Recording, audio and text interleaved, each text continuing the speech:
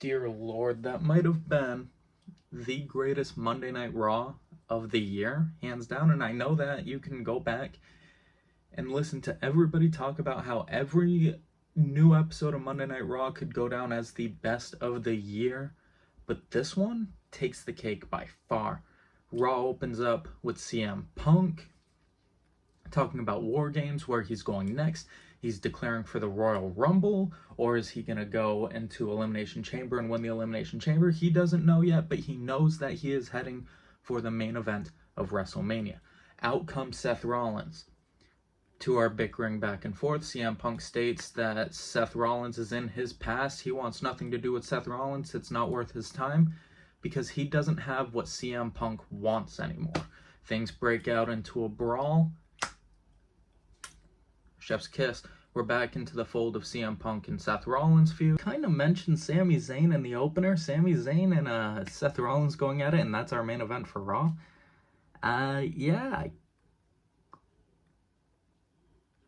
Yeah, kind of forgot to mention that in the opener, but I guess we all make mistakes, and that's fine. Left out an important part, but okay.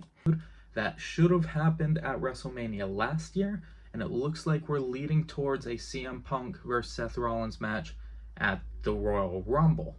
The first matchup of the night after the amazing opener from Monday Night Raw was Io Sky and Kairi Sane taking on the team of Liv Morgan and Raquel Rodriguez. And again, if you watch any of my other prediction videos, I botched the hell out of my War Games predictions. I thought Liv Morgan was going to pin Io Sky, or I thought Io Sky was going to pin Liv Morgan inside War Games. Again, I'm going into Monday Night Raw with this tag team match thinking that Io Sky is going to pin Liv Morgan, pushing into Saturday night's main event.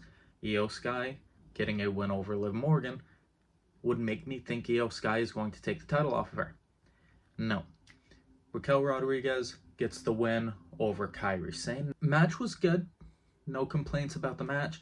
After the match, out comes Rhea Ripley.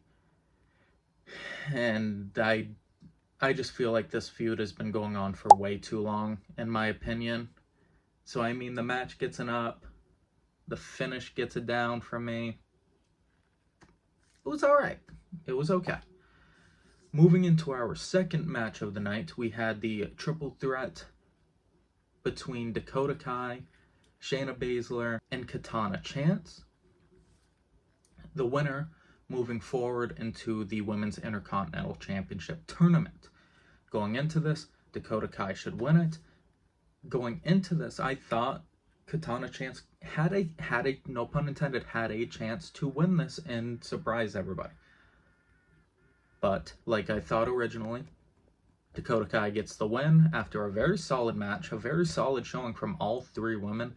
Shayna Baszler, goated as fuck. I don't care what anybody says. Dakota Kai, goated as fuck. Katana Chance has a lot to prove, but she's been doing exactly that and proving it. She's great in the ring. Yeah, her mic skills need a little bit of work, but she backs it up in the ring.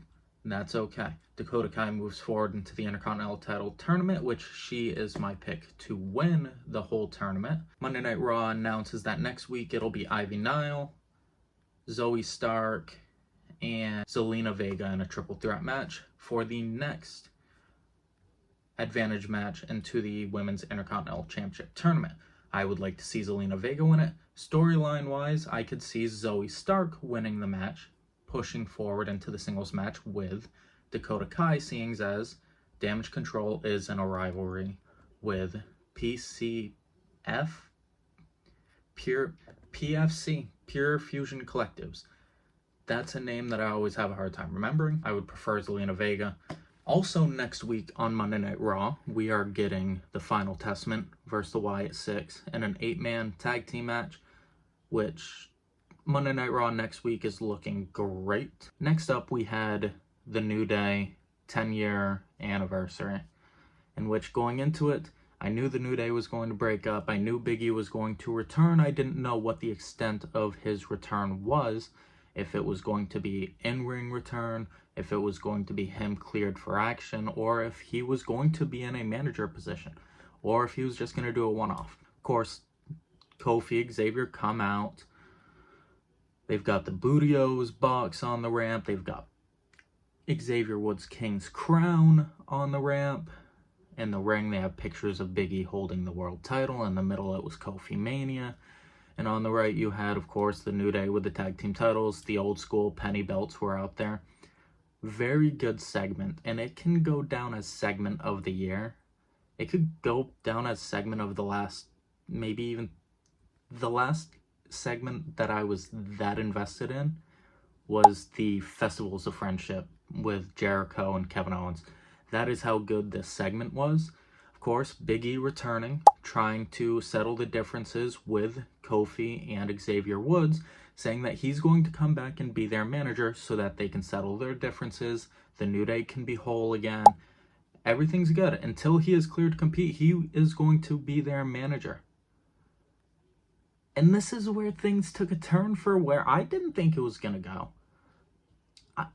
Xavier and Kofi both jumping down Big E's throat saying, oh, this person's broke their neck, Kurt Angle's broke their neck, this person's broke their neck, and they all came back, but Big E apparently doesn't care about them in their eyes. Wild. So the segment ends with Xavier Woods and Kofi Kingston shaking hands, dabbing up, and now they're good, but now they're heels? The only one that was going to be the heel in this situation, where I had a weird prediction where it was going to be Big E and Xavier Woods being the heels and Kofi being the face. But now when Big E eventually returns, which my prediction, they typically are wrong, I guess, would be the Royal Rumble. You can have Xavier Woods and Kofi Kingston, if built correctly, dominating the Royal Rumble, and then you get the surprise return of Big E. Leading into WrestleMania, you could do the New Day Triple Threat match. We move to a segment with Finn Balor and Gunther. Finn Balor's trying to get a shot at the World Heavyweight Championship. Of course, Dirty Dominic's there while he's bickering with Gunther. And Gunther points out the fact that Dominic Mysterio has a victory over Damian Priest, in which Finn Balor doesn't. So, on tonight's Monday Night Raw, Dominic Mysterio got the match against Gunther. And at one point, I thought Dominic was going to beat him. They had him do a 6-1. He low-blowed Gunther, 619 him to the midsection, 619 him, frog splash, and god damn, when I say it was a close count, it was a close count. But of course, Gunther comes out on top after hitting a powerbomb. Finn Balor comes out, attacks Gunther, and now we have a match for Saturday night's main event. I don't know how I feel about it. I know Adam Pearce in another segment was talking to Finn Balor about how he gets his shot at Saturday night's main event, but they're going to talk about how the tag titles are going to be defended on Raw next week. And I would much rather Finn Balor not go into Saturday night's main event holding the WWE Raw Tag Team Championships. I don't know. I don't like the idea of the tag champs being in a world title spot. Don't get me wrong, Finn Balor does deserve it. Finn Balor should be a main event superstar. Don't get me wrong, but it's a weird thing. You could have put it could be the same thing. Gunther and Ludwig Kaiser could be tag team champions with Finn Balor as world champion, and I wouldn't like to see Gunther in the same role as Finn Balor. And then we move into the main event for what we thought, and then it pans off to Jey Uso being attacked, and we don't know who attacked Jey Uso. Sami Zayn shows up, he's asking questions, who do you think attacked Jey Uso? And then he comes to the conclusion that it was Seth Rollins that attacked Jey Uso.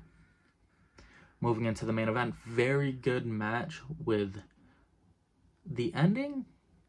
Sami Zayn went to attack Seth Rollins with a steel chair. Seth Rollins stating that he was not the one that attacked Jey Uso before the match. Sami gives in, throws the chair out of the ring. Most devastating move in all of pro wrestling history, the roll-up. Seth Rollins gets the win over Sami Zayn. Even after the match, Seth Rollins stating that he was not the one that attacked Jey Uso, in which I don't think he's the one that attacked Jey Uso either. And then we got the return of Drew McIntyre, which it's been like 2 months. It's been since October, Hell in a Cell with CM Punk.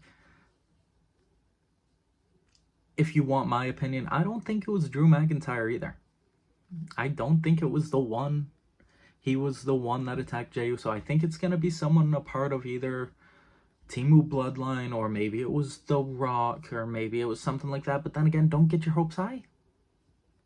But Jey Uso is still a part of that Bloodline storyline, so I don't think it was Drew McIntyre. I think the stuff between Sami Zayn and Drew McIntyre goes back to the Bloodline stuff, and I don't know, I'm confusing myself as I'm talking. But very solid episode of Monday Night Raw. Very excited moving into next week. If you enjoyed today's video, make sure to leave a like on this video, share it across platforms. That way I can talk about wrestling with everybody. Maybe in the comment section, let me know your favorite part of Monday Night Raw or what you're looking forward to next week. Subscribe to the channel. We're on the road to 4K, and I'll see you in the next video. Love you. Bye.